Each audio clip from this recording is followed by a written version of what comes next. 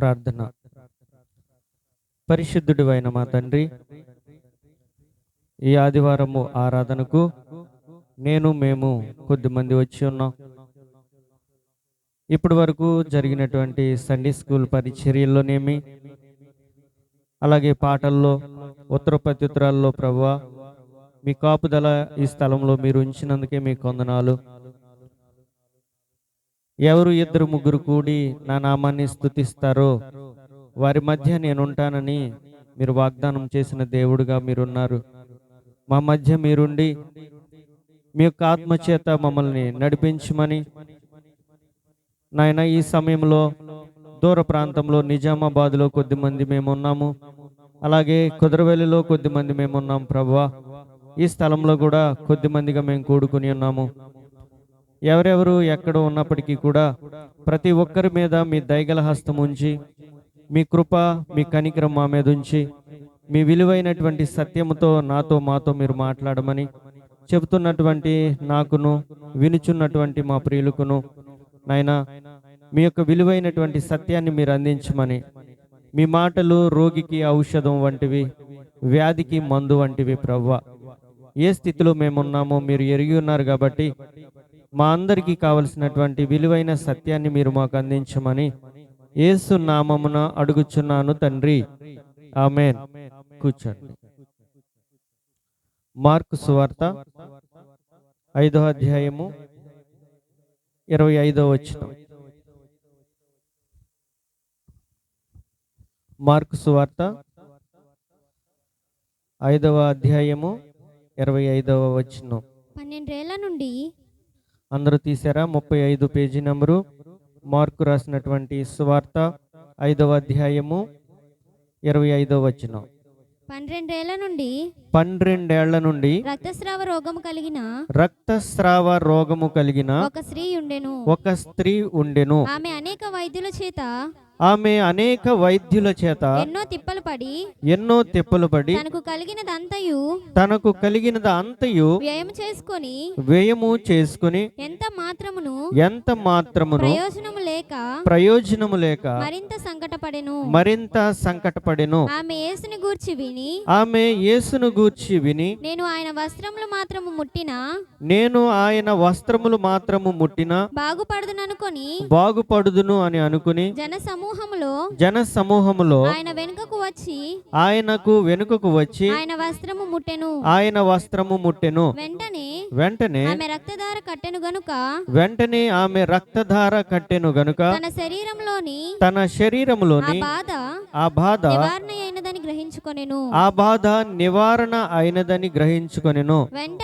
వెంటనే యేసు తనలో నుండి ప్రభావము బయలు వెళ్ళినని తనలో తాను గ్రహించి జన సమూహము వైపు తిరిగి నా వస్త్రము ముట్టినది ఎవరని అడుగగా ఆయన శిష్యులు జన సమూహము నీ మీద పడుచుండుట చూచుచున్నావే, నన్ను ముట్టినది ఎవరని అడుగుచున్నావా అనిరి. ఆ కార్యము చేసిన ఆమెను కనుగొనవలెనని ఆయన చుట్టూ చూసెను.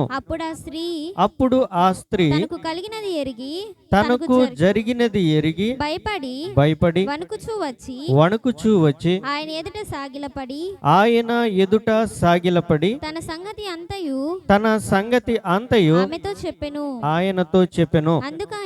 అందుకు ఆయన కుమారి నీ విశ్వాసము నిన్ను స్వస్థపరిచెను. సమాధానము గలిగిన దానివై పొమ్ము. నీ బాధ నివారణ అయి నీకు స్వస్థత కలుగుతుంది అని ఆమెతో చెప్పెను. చాలు. చూడండి, ఈ రోజున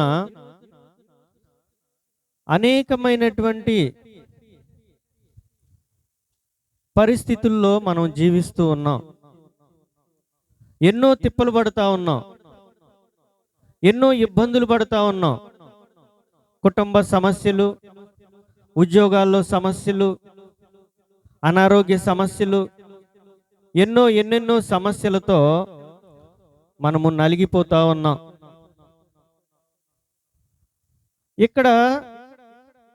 ఇక్కడ ఒక స్త్రీ ఉన్నారు. ఆమె కూడా ఎన్నో తిప్పలు పడి తన దగ్గర ఉన్నటువంటి డబ్బంతా ఖర్చు చేసుకుంది. ఎంతో మంది వైద్యుల దగ్గరికి వెళ్ళింది, ఎంతో మందిని కలిసింది. తన దగ్గర ఉన్నటువంటి డబ్బంతా ఖర్చు చేసినప్పటికీ కూడా ఆమె యొక్క రోగాన్ని ఎవరూ నయం చేయలేకపోయారు. ఈ రోజున మనకున్నటువంటి బాధలు కానీ, ఇబ్బందులు కానీ, పరిస్థితులు కానీ ఏదైనప్పటికీ కూడా మనం ఏ మనుషుని దగ్గరికి వెళ్ళినా మన సమస్య తీరదు. ఏ అధికారి దగ్గరికి వెళ్ళినా మన సమస్య తీరదు. ఎవరు కూడా మనల్ని అర్థం చేసుకోలేరు. ఎవరు కూడా మన సమస్య నుండి మనల్ని బయటికి తీసుకుని రాలేరు. ఈమె కూడా అనేకమైనటువంటి వైద్యుల దగ్గరికి వెళ్ళింది. అయ్యా, నా పరిస్థితి ఇది, నాకు ఒక రోగం ఉన్నది, అది ఎవరికి చెప్పుకోలేను, ఆ సమస్య ఎవరికి చెప్పుకోలేనయ్యా, ఎవరింటికి వెళ్ళినా సరే నేను చాలా అవమానకరంగా బాధపడుతూ ఉన్నాను, అందరూ నన్ను అవహేళన చేస్తూ ఉన్నారు, నన్ను ఎవరు అర్థం చేసుకోవట్లేదు, నా దగ్గర ఉన్న డబ్బంతా ఖర్చు చేశాను, ఎంతో మంది దగ్గరికి తిరిగాను, అయినా సరే నాకు ఏమాత్రము ప్రయోజనం లేదు ఆమె తనలో తానే మదన పడతా ఉంది, బాధపడిపోతా ఉంది. ఈ రోజున మనం కూడా మన సమస్యలు ఎలా తీరుతాయి, మన పరిస్థితులు ఎలాగా చక్కబడతాయి అని మనలో మనమే బాధపడిపోతూ ఉంటాం. నువ్వు ఎంత బాధపడినప్పటికీ కూడా, ఎంత మదన పడినప్పటికీ కూడా, నీ సమస్య గురించి పదే పదే నువ్వు ఆలోచన చేసినప్పటికీ కూడా నీ సమస్య నుండి నువ్వు బయటికి రాలేవు. ఏ మనుషుడు తన యొక్క పరిస్థితిని బట్టి తనకు తానుగా బయటికి రాలేడు. ఆమె కూడా ఆలోచిస్తూ నాకున్నటువంటి పరిస్థితి నుంచి నన్ను ఎవరు బయటికి తీసుకొస్తారు అని ఆలోచిస్తూ ఉంటే ఆమెకి ఒక సత్యము బయలుపరచబడింది. ఏంటా సత్యము అంటే, యేసును గురించి ఆమెకి ఎవరో చెప్పారు. ఈ రోజున యేసును గురించి అనేక మంది అనేక స్థలాల్లో ప్రకటిస్తూ ఉన్నారు. నేనే మార్గము, నేనే సత్యము, నేనే జీవము అని ప్రభు పదే పదే చెప్తూ ఉన్నారు. కానీ మన పరిస్థితులను బట్టి మనముగా ఆలోచన చేస్తూ ఉన్నాం కాబట్టి మన చింత యావత్తు ఆయన దగ్గరికి మనం తీసుకుని వెళ్ళట్లేదు.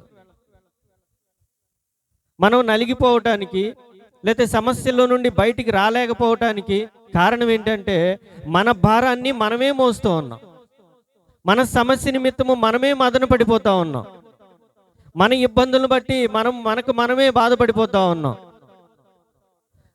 కానీ ప్రభు ఒక మాట చెప్తా ఉన్నారు, మీ చింత యావత్తు, మీ బాధ యావత్తు, మీ భారము యావత్తు నా మీద వేయండి, నేను తీరుస్తాను, నేను మీ భారాన్ని నేను మోస్తాను, మీ చింతను నేను తీరుస్తాను, అది ఏదైనా సరే అని ప్రభు చెప్తా ఉన్నారు. అలాగే ఈమెకు కూడా ఒక సత్యము వినబడింది. యేసు ఆయన నీ బాధ నుంచి నిన్ను విడిపించగలరు, నీ రోగము నుంచి నిన్ను విడిపించగలరు. ఆయన కుంటి వారికి కాళ్ళు ఇచ్చిన దేవుడు, గుడ్డి వారికి కంటి చూపిచ్చారు, ఆయన మోగవారితో మాట్లాడిస్తూ ఉన్నారు అని ఎవరో ఆమెకి చెప్పారు. అప్పుడు ఆమె ఆలోచిస్తూ ఉంది. ఆమె హృదయంలో అనుకుంటుంది, నేను ఆయన వస్త్రాన్ని ముడితే నేను బాగుపడగలను అని నమ్మింది. ఎలా నమ్మిందండి? నేను యేసు యొక్క వస్త్రాన్ని ముడితే, లేకపోతే ప్రభు యొక్క వస్త్రాన్ని తాకితే నేను స్వస్థపరచబడగలను అన్నంతగా నమ్మింది. ఈ రోజుల్లో అనేక మంది దేవుని వాక్యాన్ని వింటున్నారు, దేవుని మందిరానికి వస్తూ ఉన్నారు, కానీ ఆయన మీద నమ్మకం ఉంచే విషయంలో పూర్తిగా విఫలమైపోతా ఉన్నారు. దేవుడు కార్యాన్ని చేస్తారు, నా స్థితిని మారుస్తారు, నా గతిని మారుస్తారు, నాకున్నటువంటి పరిస్థితుల నుండి విడిపించి నన్ను స్వతంత్రుడిగా చేస్తారు, ఆయన నన్ను కుమారుడిగా స్వీకరిస్తారు అని పూర్తి విశ్వాసము ప్రభు పైన మనం ఉంచలేకపోతున్నాం. కానీ ఆమె ఎంతగా నమ్మింది అంటే, ఆయన వస్త్రాన్ని నేను తాకితే చాలు నేను బాగుపడగలను అని నమ్మింది. ఆయన వెనుక వైపుగా వెళ్ళింది, ఆయన వస్త్రాన్ని ముట్టింది. వెంటనే ఒక అద్భుతం జరిగింది. అద్భుతాలు ఎప్పుడు జరుగుతాయి?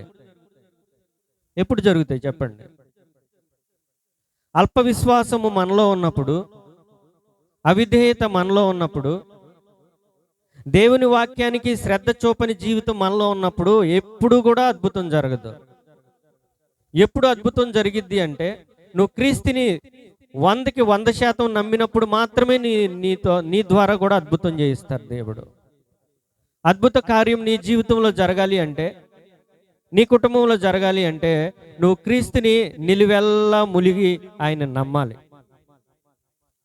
దేవుడు అపోస్తుడైన పౌలు చేత ఎన్నో అద్భుత కార్యాలు చేయించారు. ఎందుకని? దేవుడు అపోస్తుడైన పౌలు చేత అనేకమైనటువంటి అద్భుతాలు చేయించారు. ఆయన వస్త్రాన్ని ముట్టినా, ఆయన నడికట్టును ముట్టినా సరే రోగము వారిని విడిచి వెళ్ళిపోయింది. ఐతుకు అనేటటువంటి ఒక యవనస్తుడు పైనుండి కింద పడి చనిపోయాడు. పౌలు చాలాసేపు వాక్యాన్ని చెబుతా ఉంటే ఒక కుర్రవాడు పైన కిటికీలో కూర్చున్నాడు. 3 అంతస్తుల బిల్డింగ్ అది. ఆ బిల్డింగ్ మీద నుండి కిటికీలోంచి కింద పడిపోయాడు, చనిపోయాడు. పౌలు కిందకు వచ్చి అతని మీద పడి ప్రార్థన చేస్తే అతను మరలా బ్రతికి మరలా ఇల్లు పైన కూర్చున్నాడు. ఎందుకు? పౌలు చేత దేవుడు ప్రభు ఎందుకని అద్భుత కార్యాలు చేయించారంటే, పౌలు నిలువెల్లా ములిగాడు.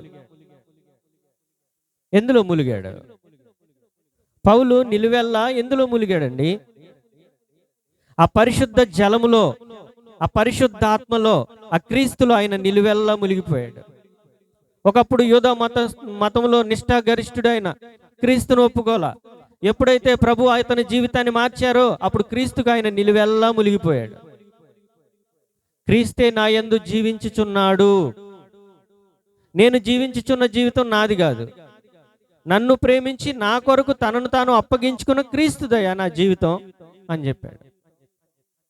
కాబట్టి ఆమె కూడా ఎంతగా నమ్మింది అంటే వాక్యాన్ని లేకపోతే ప్రభువుని అంటే, ఆయన వస్త్రాన్ని నేను ముడితే చాలు నేను బాగుపడిపోతాను అన్నంతగా నమ్మింది. ఈ రోజుల్లో అలాంటి విశ్వాసము మనలో ఎక్కడ కనబడట్లేదు. ప్రభు నా జీవితాన్ని మారుస్తారు, నా చరిత్రను మారుస్తారు, నా బిడ్డల భవిష్యత్తును మారుస్తారు, నా అనారోగ్యం నుంచి నన్ను విడిపిస్తారు, నన్ను అత్యున్నతమైన స్థితికి ఆయన లేవనెత్తుతారు అనేటటువంటి విశ్వాసము మనలో అనేకుల్లో సన్నగిల్లిపోతూ ఉంది. ఎప్పుడైతే ఆమె విశ్వాసముతో ఆయన వస్త్రాన్ని ముట్టిందో వెంటనే అద్భుత కార్యం జరిగింది. ప్రభావము, శక్తి, మహిమ ఆయనలో నుండి ఆమెలకు వెళ్ళింది. ఎవరిలో నుండి వెళ్ళిందండి? ఆయనలో ఉన్నటువంటి పరిశుద్ధాత్మ ద్వారా ఉన్నటువంటి శక్తి ఆమెలోకి వెళ్ళిపోయింది. ఎప్పుడైతే ఆ పరిశుద్ధాత్మ శక్తి ఆమెలోకి వెళ్ళిందో వెంటనే ఆమె రక్తధార కట్టెను. ఏం జరిగింది? ఆమె రక్తధార కట్టెను. ఆమె బాధ నివారణ జరిగింది. వ్యాధికి మందు వేయబడింది. ఆమెకు అర్థమైపోయింది, నా బాధ నివారణ అయింది అని ఆమెకు అర్థమైపోయింది. వెంటనే యేసు వెళ్తూ ఆగారు. సీమోను, ఎవరయ్యా నన్ను ముట్టింది అని అడిగారు. ప్రభు దగ్గర ఎవరండి ఉండేది? పక్కనే ఉండేది ఎవరు? శిష్యులందరూ ఉంటారు. ఇంకా మరి ముఖ్యంగా చెప్పాలంటే సీమోను పేతురు దగ్గరగా ఉంటాడు, యోహాను దగ్గరగా ఉంటాడు. మరి పెద్దవాడు కదా పేతురు. సీమోను, ఎవరయ్యా నన్ను ముట్టింది అని అడిగారు. ప్రభువా, ఇది చూస్తున్నావు కదా జనం ఎంతమంది ఉన్నారు, ఇంతమంది మనల్ని తాగుతూ ఉన్నారు, మన మీద పడుతూ ఉన్నారు. మరి ఇంతమందిలో ఎవరిని మిమ్మల్ని ముట్టారంటే ఎలా చెప్పగలమా? చెప్పండి. ఎంతమందిలో ఎవరిని మిమ్మల్ని ముట్టారో నేను ఎలా చెప్పగలనయ్యా అంటే, లేదయ్యా ఎవరో నన్ను ముట్టారు అని ప్రభు అన్నారు. ఎందుకన్నారు? ఆమెను గుర్తించాలి. గడగడ గడగడమని వణుక్కుంటూ ఆమె వచ్చింది దగ్గరికి. అయ్యా, మిమ్మల్ని ముట్టింది నేనేనయ్యా, మిమ్మల్ని ముట్టింది నేనే. అనేక మంది ఆయన మీద పడుతున్నారు, ఆయన వస్త్రాలకు తాగుతూ ఉన్నారు, ఆయన చేతులకు తాగుతూ ఉన్నారు, ఆయన మీద పడుతూ ఉన్నారు అనేకులు.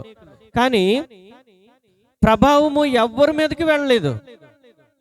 చూడండి, ఆశ్చర్యం ఏంటంటే ఆయన మీద అనేక మంది పడుతూ ఉన్నారు, అనేక మంది ఆయన వస్త్రాన్ని తాగుతూ ఉన్నారు, కానీ ప్రభావము ఎవరిలోనికి వెళ్ళలేదు. కానీ ఆమెలోనికి మాత్రమే వెళ్ళింది. ఎందుకండి ఇది చాలా ప్రాముఖ్యమైనటువంటి సత్యము. దీన్ని మనము జాగ్రత్తగా వినాలి.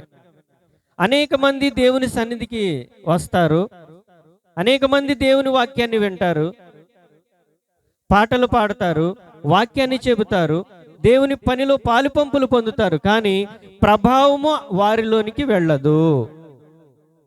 ప్రభావము దేవుని చేత ఎంపిక చేయబడిన వారు, లేదా దేవుని ఆత్మ చేత నింపబడేవారు కొద్దిమంది మాత్రమే. అందుకని దేవుని వాక్యం చెబుతుంది, పిలువబడిన వారు అనేకులు, ఏర్పరచబడిన వారు చాలా తక్కువ మందే ఉన్నారు. ఆయన ప్రభావంతో నింపబడేవారు, ఆయన శక్తి చేత నింపబడేవారు కొద్దిమందే ఉన్నారు. అనేకులు వస్తారు, అనేకులు వాక్యాన్ని వింటారు, అనేకులు వాక్యాన్ని ప్రకటిస్తారు, కానీ ప్రభావము దేవుని శక్తి చేత నింపబడేవారు కొద్దిమంది, దేవుని ఆత్మ చేత నింపబడేవారు కొద్దిమంది. గడగడమని వణుకుతా ఉంది ఆ స్త్రీ. అయ్యా, మీ వస్త్రాన్ని ముట్టింది నేనే అంది. కుమారి, నీ విశ్వాసము చాలా గొప్పది, నీ బాధ నివారణ అయ్యింది, నువ్వు సమాధానం కలిగి వెళ్ళమ్మా అన్నారు. ఏమన్నారండి? కుమారి. ఎప్పుడైందండి దేవునికి ఆమె కుమార్తె? ప్రభుకి కుమార్తెగా ఎప్పుడు మార్చబడింది చెప్పండి? ఎప్పుడు మార్చబడింది? ప్రభావము ఆమెలోకి వచ్చింది, ఆమె యొక్క బాధ నివారణ జరిగింది, ఆమె యొక్క ఆ రోగము తగ్గిపోయింది. ప్రభు ఆమెను చూసి కుమారి అన్నారు. ఎప్పుడు ఆమె కుమార్తెగా చేయబడింది? చూడండి, గలతీయులకు రాసిన పత్రిక చూడండి, ఎప్పుడు చేయబడిందో అక్కడ రాయబడి ఉంది. గలతీయులకు రాసినటువంటి పత్రిక 3వ అధ్యాయము 26వ వచనం చూడండి. యేసుక్రీస్తునందు, అందరూ తీయలేదు, 170 పేజీ నంబరు, గలతీయులకు రాసినటువంటి పత్రిక 3వ అధ్యాయము 26వ వచనం. యేసుక్రీస్తునందు మీరందరూ విశ్వాసము వలన దేవుని కుమారులై ఉన్నారు. క్రీస్తులోనికి బాప్తిస్మము పొందిన మీరందరూ క్రీస్తును ధరించుకుని ఉన్నారు. ఇందులో యూదుడని గ్రీసు దేశస్థుడని లేదు, దాసుడని స్వతంత్రుడని లేదు, పురుషుడని లేదు, స్త్రీ అని కూడా లేదు. యేసుక్రీస్తునందు మీరందరూ ఏకముగా ఉన్నారు. మీరు క్రీస్తు సంబంధులైతే ఆ పక్షమందు అబ్రహాము యొక్క సంతానమయ్యుండి వాగ్దాన ప్రకారము వారసులై ఉన్నారు. చూడండి, ఎవరైతే యేసుక్రీస్తునందు విశ్వాసం ఉంచుతారో, ఎవరైతే ఆయనను నమ్ముతారో, ఆయనకు ఎవరైతే లోబడతారో, ఎవరైతే తమ హృదయాన్ని ఆయనకు అప్పగిస్తారో, వాళ్ళు దేవుని కుమారులుగా ఎంచబడతారు, దేవుని కుమార్తెలుగా ఎంచబడతారు. ఆయన యందు విశ్వాసం ఉంచేవారు యూదుడని లేదు, గ్రీసు దేశస్థుడని లేదు, నల్లవాడని లేదు, తెల్లవాడని లేదు, స్త్రీయా పురుషుడా ఎవరైనా సరే, దాసుడా స్వతంత్రుడా ఎవరైనా సరే, నువ్వు క్రీస్తు సంబంధివైతే, నువ్వు క్రీస్తును నమ్మినట్లయితే, క్రీస్తుకు నీ జీవితాన్ని ఇచ్చినట్లయితే, నీవు దేవుని కుమారుడువు, నువ్వు కుమార్తెవు, కుమారుడవు అనబడతావు.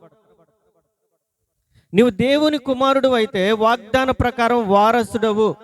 దేనికి వారసుడవు?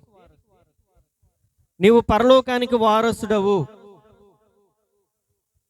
నువ్వు క్రీస్తు సంబంధమైతే దేవుని కుమారుడవు. నీ స్థాయి అక్కడికి వెళ్ళిపోతుంది. ఇక్కడున్నటువంటి ఈ కుమారుడు కుమార్తె యొక్క ఈ స్థానం రద్దు చేయబడి నువ్వు పరలోకానికి వారసుడు అవుతావు.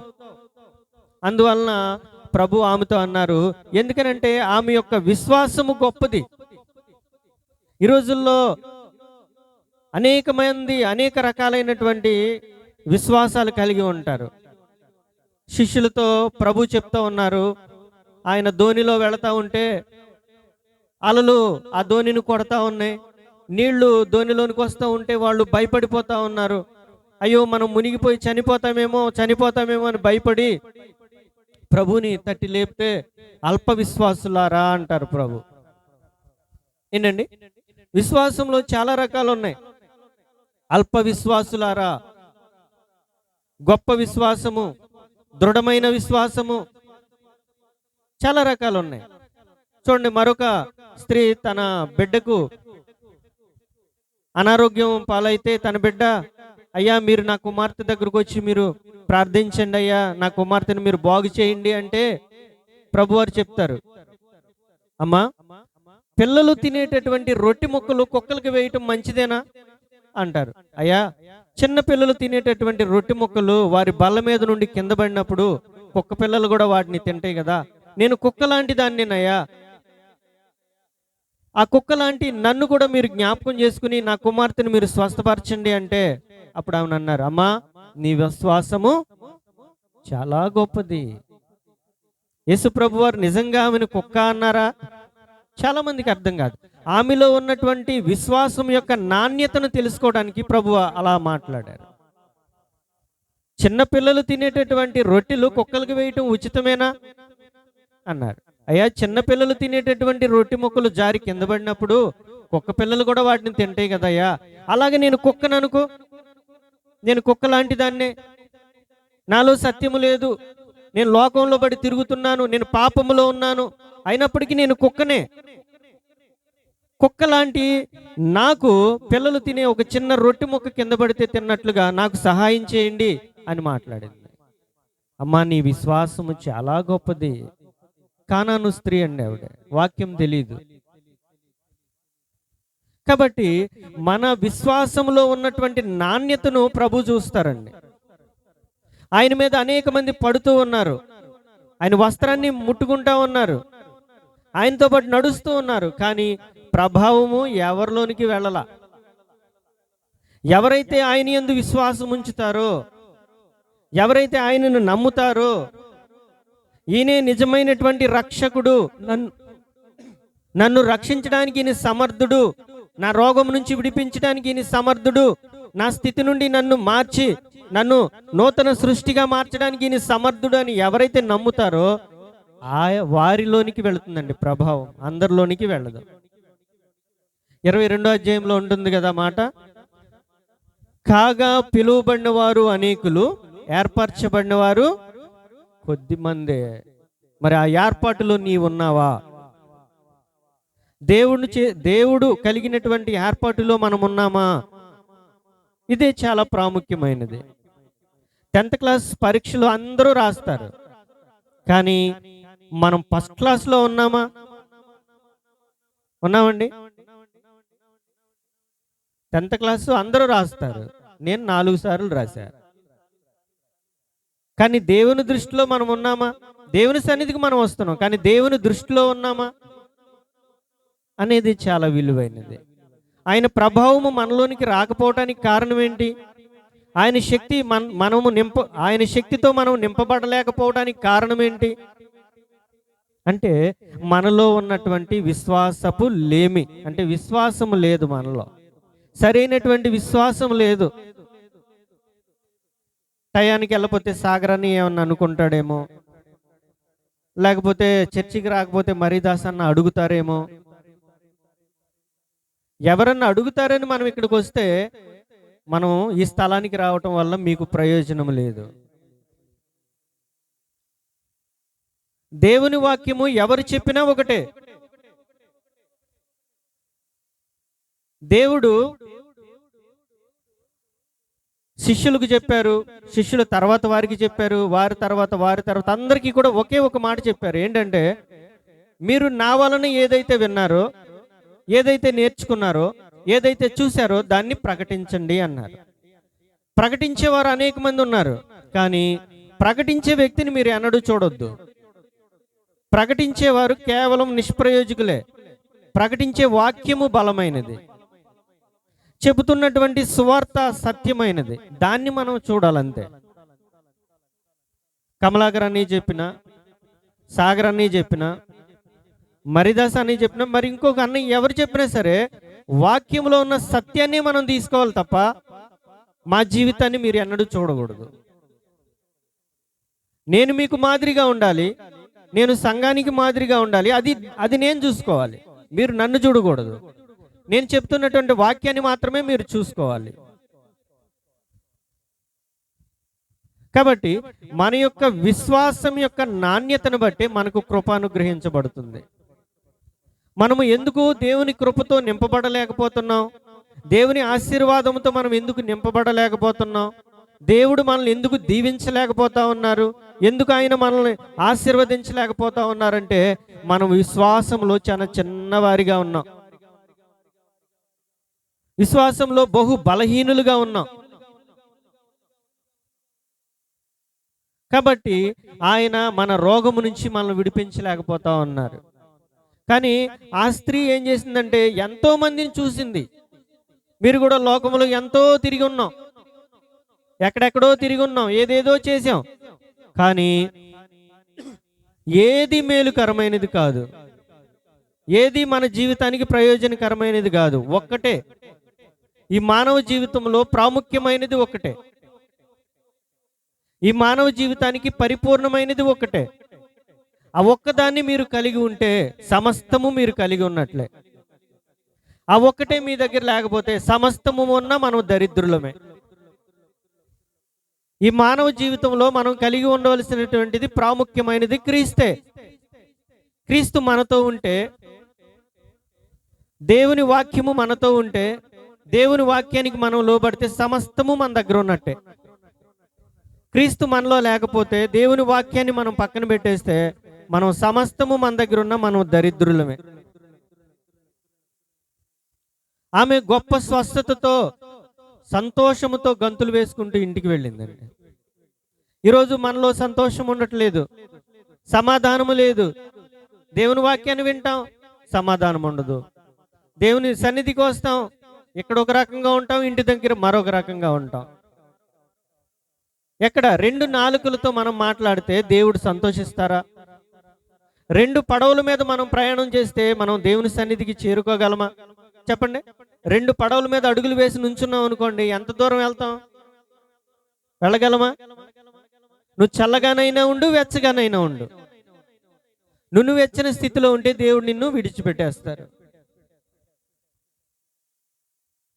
కాబట్టి ఆమె ఎంతగా ఆయనను నమ్మింది అంటే, ఆయన వస్త్రాన్ని నేను ముడితే, లేకపోతే ఆయన వస్త్రాన్ని తాకితే నేను బాగుపడతాను అన్నంతగా నమ్మిందండి. ఈ రోజున ఆయనను అంతగా నమ్మేవారు మనలో చాలా తక్కువ మంది ఉన్నాం. దేవుని వాక్యాన్ని వింటాం, మందిరానికి వస్తాం, కానీ ప్రభువుని నమ్మం. ఎందుకు నమ్మం అంటే, ప్రభు ఇది చెయ్యొద్దు అంటారు, కానీ మనం దాన్ని చేస్తాం. ఇలా మీరు మాట్లాడకూడదు అని ఉంటుంది దేవుని వాక్యం, కానీ అదే మాట్లాడేస్తూ ఉంటాం. అయ్యా నువ్వు ఇట్లాగా విలువగా ఉండాలి అంటాం, కానీ విలువ తక్కువగా జీవిస్తూ ఉంటాం. మరి ఆయన్ను మనం నమ్మినట్లా? చెప్పండి. ఆయన చెప్పిన విధంగా మనము బ్రతకకుండా నేను ఆయన్ని నమ్ముతున్నాను అంటే ప్రయోజనం ఏమన్నా ఉంటుందా? చెప్పండి. ఆయన వాక్యం ప్రకారం మనం జీవించకుండా, ఆయన చెబుతున్నటువంటి మాట ప్రకారం మనం ప్రవర్తించకుండా, ఆయనకు మనం లోబడకుండా మన ఇష్టానుసారంగా మనం జీవిస్తూ క్రీస్తుని నేను నమ్మాను, క్రీస్తులో నేను బాప్టిజం పొందాను అంటే ప్రయోజనం ఉంటుందా? మనం దేన్నైతే వింటున్నామో, దేన్నైతే నేర్చుకుంటున్నామో దాన్ని గట్టిగా పట్టుకోవాలి. అందువలన అపోస్తలుడైన పౌలు చెప్తా ఉన్నాడు, ఎందు నిమిత్తము క్రీస్తు యేసు చేత పట్టబడితున్నో దానిని పట్టుకొని వలనని గురి యొద్దకి పరిగెత్తుచున్నాను. ఒక గురి ఉందా మనకి? క్రీస్తులోనికి బాప్టిస్మం పొందినటువంటి మనకు ఒక గురి ఉందా? ఏంటి మన గురి? క్రీస్తుని ఎప్పటికైనా క్రీస్తు స్వరూపంలోకి నేను మారాలి అనే గురి ఉందా? క్రీస్తు స్వభావము నాలో కనబడాలి అనే గురి ఉందా? క్రీస్తు ప్రేమ నాలో అనేకులు చూడాలి అనే గురి ఉన్నదా? క్రీస్తు సువార్త భారాన్ని మోయాలనేటటువంటి ఆలోచనతో నువ్వు ఉన్నావా? ఏది గురి? ఏదండి మన గురి? ఏది? కాబట్టి దేవుడు మన హృదయంలో ఉన్నటువంటి అంతరంగ స్వభావాన్ని చూస్తారండి. పైకి కనబడేటటువంటి స్వభావాన్ని దేవుడు చూడరు. మనుషులు పై రూపాన్ని చూస్తారు, దేవుడు అంతరంగ స్వభావాన్ని చూస్తారు. మన అంతరంగ స్వభావంలో ఆయన మహింపరచాలని మనసు మనలో ఉంటే, ఆయనను గణపరచాలని ఉద్దేశం మనలో ఉంటే, దేవుడు మనల్ని అది ఆ స్థాయిలో పెడతారు. ఆయన ఎరుకో పట్టణానికి వస్తా ఉన్నారు, జనాలు గుంపులు గుంపులుగా ఆయన వెంబడిస్తా ఉన్నారు. కానీ ఒక వ్యక్తి ఉన్నాడండి, ఆయన పొట్టిగా ఉంటాడు. ఆ జనాల్లో ప్రభు నాకు కనబడరేమో, ఆయన నేను కూడా చూడాలి అని ఒక చెట్టు ఎక్కాడు. ఏం చెట్టు అది? మేడి చెట్టు. ఎందుకు ఎక్కాడు? ఆయనను చూడాలి అనుకున్నాడు. ప్రభు వారు వస్తూ ఉన్నారు, ఆ చెట్టు దగ్గరకు వచ్చారు, ఇలా పైకి చూశారు. పైన ఉన్నాడని ఎవరని చెప్పారా? సీమోని అని చెప్పాడా? అదిగో అక్కడ పైన ఉన్నాడు, జక్కయ్య చెట్టు ఎక్కాడు అని చెప్పాడా? లేకపోతే యోహానే అని చెప్పాడా? ఎవరూ చెప్పలా. దేవుడికి తెలుసు తనను ఎంతమంది ప్రేమిస్తున్నారో దేవునికి తెలుసు. ఎంతమంది హృదయం అంతటితో ఆయన్ని వెతుకుతున్నారో ప్రభువుకు తెలుసు. జక్కయ్య అవిధేయుడే, కానీ ప్రభువును చూడాలి అనుకున్నాడు. ఈ రోజున నీవు ప్రభువును చూడాలి అనుకుంటే ఆయన నీకు కనబడతారు. ఆయన నాకు కావాలి అంటే ఆయన నీకు దొరుకుతారు.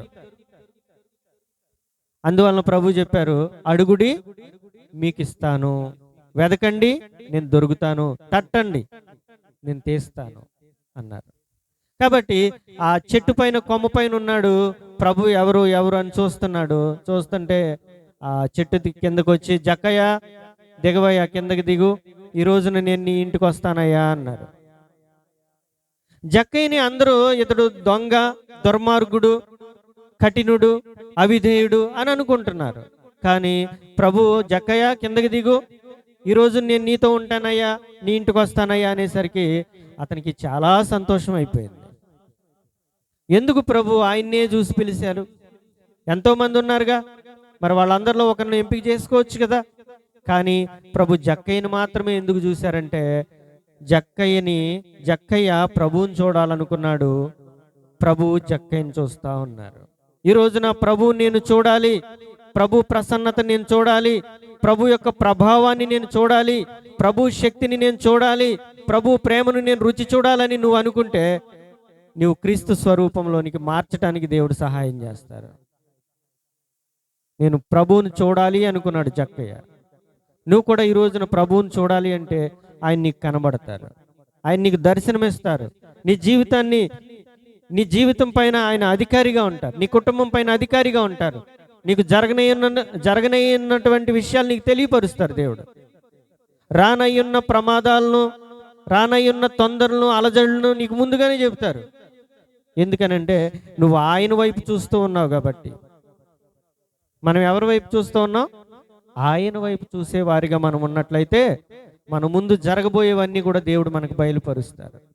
అందరూ అనుకుంటున్నారు, ఏంటయ్యా ఈయన డబ్బులన్నీ వసూలు చేస్తాడు, పెద్ద దొంగ, జుట్టు పట్టుకుంటాడు, ఈడుస్తాడు, పెద్ద కఠినుడు, దుర్మార్గుడు, ఆయన దగ్గరికి వెళ్తున్నారేంటి ప్రభువు అనుకుంటున్నారు అందరూ. కానీ జక్కయ్య యొక్క జీవితాన్ని ప్రభు మారుస్తున్నారు అన్న విషయం అందరికీ తెలియదండి. ఈరోజు నిన్ను కఠినుడు అనుకోవచ్చు, నిన్ను దుర్మార్గుడు అనుకోవచ్చు, నిన్ను దొంగ అనుకోవచ్చు. కానీ ప్రభు నీ జీవితంలోకి వస్తే, ప్రభు నీ స్థితిలోనికి వస్తే, నీ కుటుంబంలోనికి వస్తే నీ జీవితంలో జయమే. అప్పటి వరకు జక్కయ్యని అనుకున్నారు, దొంగ, దుర్మార్గుడు అనుకున్నారు. ఎప్పుడైతే ప్రభు అతని ఇంటికి వచ్చారో అతను ఒక కార్యం చేశాడండి. ఏం చేశాడు? అయ్యా ఇదిగో నా ఆస్తిలో సగం పేద ప్రజలకు ఇచ్చేస్తున్నాను. సగం ఏం చేశాడండి? మొట్టమొదటిగా సగాన్ని పేద ప్రజలకు ఇచ్చేశాడు. ఎవరైనా నేను అన్యాయముగా ఏదైనా ఎవరి దగ్గరైనా తీసుకుంటే, వాళ్ళ దగ్గర 100 రూపాయలు తీసుకుంటే 400 ఇస్తాను. 100 రూపాయలు తీసుకుంటే 400 ఇస్తాను. నేను అన్యాయంగా నేను తీసుకున్నానని ఎవరైనా నా దగ్గరికి వస్తే 100కి 400 ఇచ్చేస్తాను. ఇది నాకు అక్కర్లేదు, ఈ డబ్బు నాకు అక్కర్లేదు, ఈ ఆస్తి నాకు అక్కర్లేదు, మీరు నాతో ఉంటే చాలు. ఎవరిని కోరుకున్నాడు జక్కయ్య? డబ్బును కోరుకున్నాడు. అప్పటి వరకు డబ్బే ప్రాముఖ్యం అనుకున్నాడు, అప్పటి వరకు ధనమే ప్రాముఖ్యం అనుకున్నాడు. కానీ ఎప్పుడైతే ప్రభు ఆయన దగ్గరకు వచ్చారో అతని జీవితం మొత్తం మారిపోయింది. మనం ప్రభువుని నమ్ముకుని 10 సంవత్సరాలు 15 సంవత్సరాలు అయింది, మరి మన జీవితం ఎందుకు మారట్లేదు? మన కుటుంబం ఎందుకు మారట్లేదు? మన జీవితాల్లో ఎందుకు అద్భుతాలు జరగట్లేదు? అద్భుత కార్యాలు ఎందుకు జరగట్లేదు? దానికి కారణం ఏంటి? ఎందుకనంటే మనం ప్రభువుని అంగీకరించాం కాబట్టి విడిచిపెట్టవలసిన వాటిని విడిచిపెట్టట్లేదు. దేవుడు వద్దన్న వాటిని మనం విడిచిపెట్టట్లేదు. ప్రభు ఒక యవనస్తుడికి చెప్పారు, అతడు పరుగు పరుగున వచ్చాడు. ఆ యవనస్తుడు పరుగు పరుగున వచ్చాడు. వచ్చి, అయ్యా, నిత్య జీవానికి వారసుడిగా ఉండాలంటే నేనేం చేయాలి అన్నాడు. ఏమడిగాడండి? నిత్య జీవానికి వారసుడిగా నేను ఉండాలంటే ఏం చేయాలి అని అడిగాడు. నీ తల్లిదండ్రులను సన్మానించు, నీ దేవుడైన యెహోవాని పూర్ణ హృదయముతో పూర్ణ మనసుతో ప్రేమించు, నిన్ను వల్లి నీ పొరుగు వారిని ప్రేమించు అని చెప్పారు. ఇంకా కొన్ని ఆజ్ఞలు అతనికి చెప్పారు. అయ్యా, ఇవన్నీ నేను చిన్నప్పటి నుండి పాటిస్తున్నానయ్యా అన్నాడు. ఇవన్నీ చిన్నప్పటి నుండి పాటిస్తున్నాను, కానీ ఒకటి నీకు కొదువుగా ఉన్నది. ఏంటి కొదువుగా ఉన్నది? నీ ఆస్తి. నువ్వు చాలా ఆస్తిపరుడు కదా, నీకెంతో సంపన్నమైనటువంటి గృహము ఆస్తులు ఉన్నాయి కదా, వాటన్నిటినీ అమ్మి పేద ప్రజలకు ఇచ్చేసాయి. నువ్వు వచ్చి నన్ను వెంబడించు, నువ్వు నిత్య జీవంలో ఉంటావు అని చెప్పారు ప్రభు. ఏం చేశాడు? అమ్మాడా? ఇచ్చాడా? తన ఆస్తిని పేద ప్రజలకు పంచాడా? పంచలేదు. వ్యసన పడ్డాడు. ఏంటి? నా ఆస్తిని ఇవ్వాలా అనుకున్నాడు. మరి నిత్య జీవానికి వెళ్ళాడా? ఈ రోజున నా గర్వాన్ని విడిచిపెట్టాలా, నా అహంకారాన్ని నేను విడిచిపెట్టాలా అని మనం అనుకుంటున్నాం. దేవుడు వద్దు. దేవుని దృష్టిలో ఏది ఘనమైనది, ఏది ఘనహీనమైనది? అహంకారము ఘనమైనదా? కళ్ళలాడు నాలుక ఘనమైనదా? దేవుని దృష్టిలో ఏది విలువైనది? కాబట్టి దేవుడు వద్దు, దేవుని దృష్టిలో ఏది నీచమైందో దాన్ని మనం విడిచిపెట్టాలి. ఆ యవనస్తుడు పరుగు పరుగున వచ్చాడు, ఆతృతగా వచ్చాడు, మంచి ప్రశ్న వేశాడు. నిత్య జీవానికి వారసుడిగా ఉండాలంటే ఏం చేయాలి అన్నాడు. చెప్పారు ఆయనకి, అయ్యా, నువ్వు నిత్య జీవంలో ఉండాలంటే ఈ పని చెయ్యి అన్నారు. చేశాడా? మరి ప్రభావం మనలోనికి ఎలా వస్తుంది? దేవుని శక్తి మనలోనికి ఎలా వస్తుంది? దేవుడు చెప్పిన కార్యాలు మనం చేయకుండా, దేవుడు వాక్యానికి, దేవుని ఇచ్చినటువంటి వాక్యానికి మనం లోబడకుండా, మన ఇష్టానుసారంగానే మనం ఉంటే ఇంకెప్పటికి మనం దేవుని వాక్యానికి మనం లోబడతాం? ఎప్పటికి ప్రభావంతో నింపబడతాం? ఎప్పటికి దేవుని శక్తితో నింపబడతాం? చెప్పండి. కాబట్టి ఆమెను అన్నారు, కుమారి, నీ విశ్వాసము చాలా గొప్పది. మరి మన విశ్వాసం ఎలా ఉంది? మన విశ్వాసము గొప్పగా ఉందా, లేకపోతే అల్పమైనదిగా ఉందా? చిన్న చిన్న విషయాలకే మన విశ్వాసం ఎగిరిపోయేదిగా ఉందా అనేది చాలా ప్రాముఖ్యమైనది. ప్రార్థన చేసుకుందాం తలలోంచి. పరిశుద్ధుడివైన మా తండ్రి, కుమారి, నీ విశ్వాసము గొప్పది అని ఆ స్త్రీతో మీరు మాట్లాడినట్లుగా నా జీవితం పైన, నా కుటుంబం పైన, నా సహవాసం పైన ప్రతి ఒక్కరూ ఇలాంటి సాక్ష్యము పొందినట్లుగా మా విశ్వాసాన్ని నాయన మేము బలపరుచుకునే మంచి మనస్సును మాకు దయచేయండి. అల్పమైన వారిగా నాయన, చిన్న చిన్న విషయాలకే కదిలించబడిపోయేవారిగా, చిన్న విషయాలకే నొచ్చుకునేవారిగా మమ్మల్ని ఉండనీయొద్దు ప్రభువా. మీ కొరకు లోతైనటువంటి పునాదులు వేసుకుని స్థిరమైనటువంటి నాయన క్రీస్తు అనే బండపైన నా జీవితాన్ని, మా అందరి జీవితాలను, మా సహవాసాన్ని నిలుపుకునే భాగ్యాన్ని మాకు దయచేయమని, వచ్చిన ప్రతి ఒక్కరితో మీరు మాట్లాడినట్లుగా నాయన, ప్రతి ఒక్కరి హృదయాలు తెరవబడినట్లుగా, ప్రతి ఒక్కరి హృదయంలో మీ సత్యము నాటబడినట్లుగా నాయన మీరే కృప చూపించి సహాయము దయచేయమని యేసు నామమున అడిగి వేడుకొంచున్నాము తండ్రి. ఆమేన్.